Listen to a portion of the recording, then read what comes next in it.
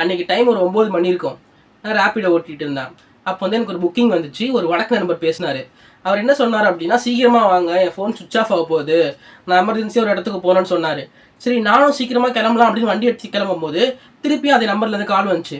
சரி எடுத்து பேசினா, நான் ஒரு நம்பருக்கு மணி டிரான்சாக்ஷன் பண்ணணும், நான் இப்போ 2000 அமுச்சு விட்றேன், அந்த 2000 வந்து நீங்கள் 1500 நான் சொல்கிற நம்பருக்கு டிரான்சாக்ஷன் பண்ணுங்கள், 500 நீங்கள் எடுத்துக்கோங்கன்னு சொன்னாங்க.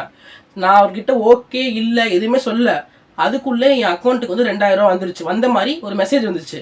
ஓகேங்க, நம்ம அக்கௌண்ட்டுக்கு தான் மணி வந்துருச்சு, அந்த ஆள் சொன்ன நம்பருக்கு வந்து காசு அமுச்சு விடலான்னு பார்த்தா என்னால் காசு அனுப்பவே முடியல. பார்த்தா யூ டோன்ட் ஹாவ் பேலன்ஸ்னு வருது. அப்புறமா தான் போய் பார்த்தா அந்த ஆள் எனக்கு காசு அனுப்பவே இல்லைங்க, சும்மா காசு அனுப்புன மாதிரி மெசேஜ் மட்டும் அனுப்பிச்சிருக்கான். அப்புறம் தான் எனக்கு தெரிஞ்சதுங்க அவங்க என்ன ஏமாத்திருக்காங்கன்னு. சப்போஸ் அன்னைக்கு வந்து என் அக்கௌண்ட்ல 2000 ரூபாய்க்கு மேல அமௌண்ட் இருந்துச்சு அப்படின்னா நான் என்னோட பர்சனல் காசு அனுப்பி நான் ஏமாந்துருப்பேன். ஸோ இந்த ஸ்கேம் வந்து புதுசாக வழக்கு நண்பர்கள்லாம் பண்ணிட்டு இருக்காங்க. ஸோ இது வந்து உங்கள் ஃப்ரெண்ட்ஸ் அண்ட் ஃபேமிலிக்கும் ஷேர் பண்ணி அவேர் பண்ணுங்க. ஸோ இந்த மாதிரி யூஸ்ஃபுல்லான இன்ஃபர்மேஷன் தெரிஞ்சுக்க நம்ம சேனலை ஃபாலோ பண்ணுங்க. நீங்கள் யூடியூப்ல பார்த்துருந்தா மறக்காம சப்ஸ்கிரைப் பண்ணிக்கோங்க.